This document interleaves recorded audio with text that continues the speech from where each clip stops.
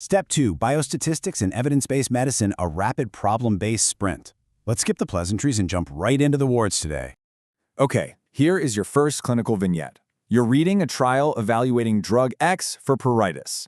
In the experimental group, receiving drug X, 40 out of 150 patients report pruritus at week 1. In the placebo group, 90 out of 150 patients report pruritus. The question is asking, what is the number needed to treat, or NNT? Now, when you see a question exactly like this on test day, I want you to immediately zero in on the core numbers and identify the exact outcome being tested. We've got our experimental event rate, and we've got our control event rate. But right away, we have to talk about the classic NBME trap. The trap is falling for relative risk reduction, or RR. Drug advertisements absolutely love RR because it makes the drug's effects sound massive, especially if the baseline risk is already super low. But for clinical decisions, and definitely for your test questions, you need the absolute risk reduction. You have to calculate the ARR first, so let's do the math. We find the control event rate, which is 90 over 150. That's 60%. Then we find the experimental event rate, which is 40 over 150, or roughly 27%. Subtract the two, and that gives us an absolute risk reduction of 33%. Do not let those relative percentages distract you. And that absolute risk reduction leads us exactly to how we get our final answer. Number needed to treat is literally just 1 divided by the ARR.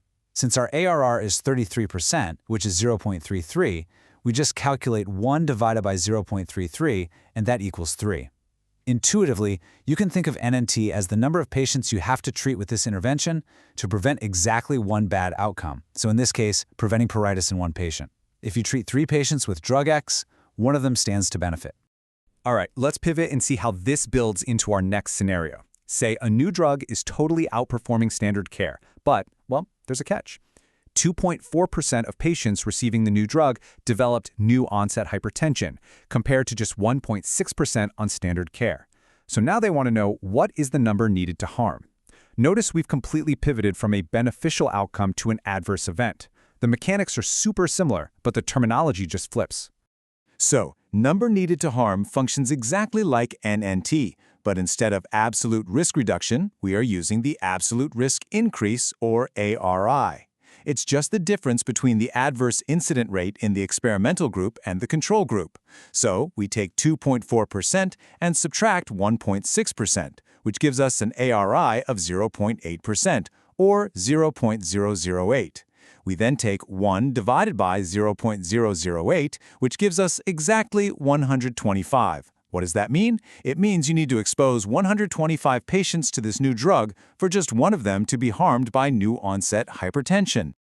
Now here is a crucial, hard and fast test-taking axiom that you have to memorize. Rounding up. Whether you're calculating NNT or NNH, if you get a decimal, you must always round up to the next whole number. Why? Because you literally cannot treat or harm a fraction of a patient. If you do the math and you get 12.1, your answer is 13. Lock this into your brain right now so you never second-guess your final calculation step on test day. Next up, let's test your intuition on interpreting confidence intervals. Here's the setup. Researchers study the association between smoking and mantle cell lymphoma, which is a rare but really deadly form of lymphoma, over 10 years.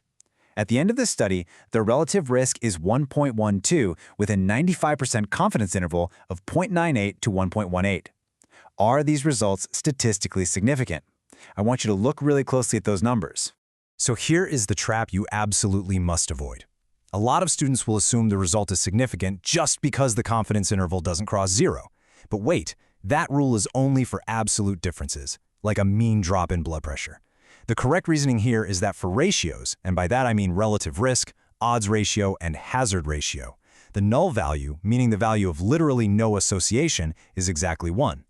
Since our interval of 0.98 to 1.18 crosses the number 1, the result is absolutely not statistically significant. We cannot conclusively say that smoking increases the risk based on this specific data. If they gave you a corresponding p-value, it would translate to a p greater than 0.05. Okay, let's dive into another one. A small study comparing a new weight loss pill to a placebo finds no statistically significant difference in weight loss between the two groups. So, what is the most likely error occurring here? Notice we have a negative trial, and the vignette specifically gives you a massive clue by mentioning that it's a small study. This right here is a classic presentation of a type 2 error, which you probably also know as a false negative. The researchers wrongly concluded that the pill isn't associated with weight loss, essentially failing to reject a false null hypothesis, and this is classically caused by low statistical power, which is driven directly by that small sample size. Beta is the probability of making a type 2 error, and power is just 1 minus beta.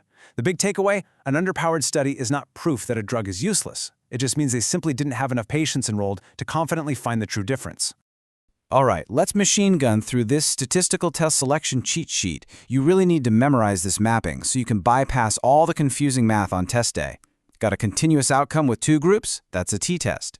Continuous outcome, 3 or more groups? A NOVA.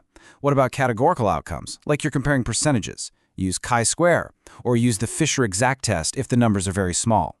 Continuous outcome with multiple predictors? That's linear regression. Binary outcome with predictors, like predicting MI, yes or no? Logistic regression.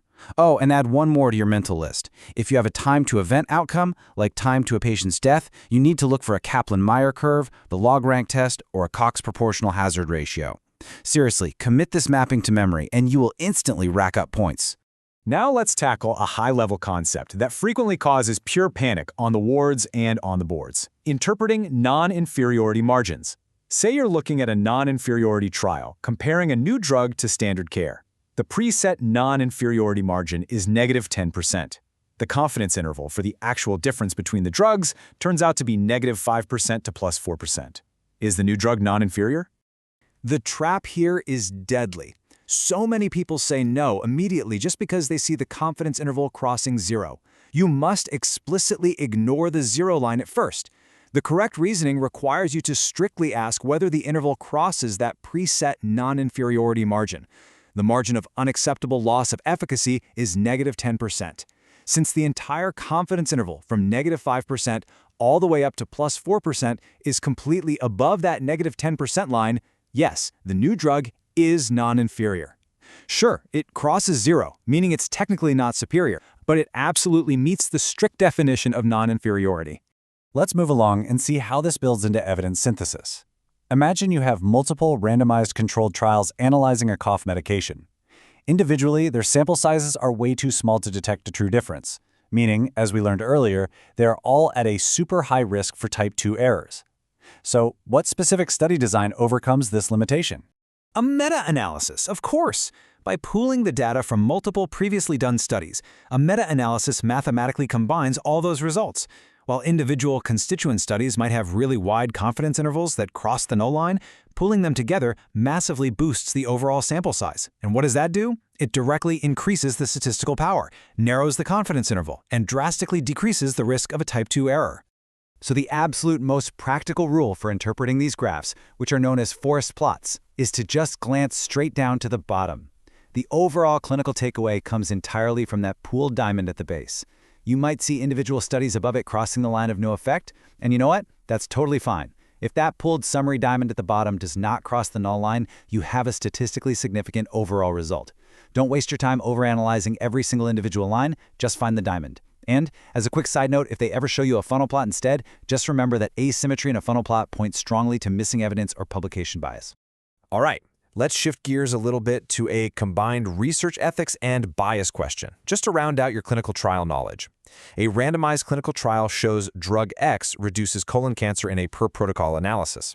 However, a planned interim analysis reveals that 25% of the treatment group suffers severe nausea and diarrhea, and dropouts in that group are significantly higher. What is the ethical next step for these researchers? Well, this brings us directly to the vital role of the Data Safety Monitoring Board, or DSMB, and stopping rules. The DSMB is an independent group that monitors trial data as it accumulates in real time. Remember this, patient safety supersedes data collection every single time. Trials can and ethically must be stopped early for harm if a clear safety signal, like a 25% rate of severe adverse events, emerges during an interim analysis. Stopping for harm is a highly testable ethical protocol you must be ready to recognize. Okay, we've covered a ton of ground, so let's rapid fire through this ultimate pre-test checklist to reinforce everything we just talked about. First, Absolute risk reduction and number needed to treat are way more clinically useful than relative risk reduction alone, so don't get fooled by drug rep math. Second, a confidence interval crossing 1 means it is not significant for ratios, like relative risk and odds ratio. Third, a CI crossing 0 means it's not significant for absolute differences. Next, a small negative trial with a wide CI suggests low power and a type 2 error. It doesn't necessarily mean it's a useless drug. Also, running multiple subgroup tests increases the risk of a type 1 error, which is a false positive. Remember that non-inferiority depends entirely on crossing the margin, not just crossing 0. And finally, always jump down to check the forest plot pooled diamond for your final answer. Think about it like this. You have a patient, you have a drug rep quoting massive relative risk reductions, and you have an NBME question standing between you and your residency. You now have the exact tools you need to cut through all that noise, interpret the data correctly, and select the right answer. Trust your clinical and statistical reasoning. So the question is, are you going to let biostatistics continue to intimidate you, or are you going to use it as your ultimate diagnostic tool to absolutely dominate the boards and protect your patients?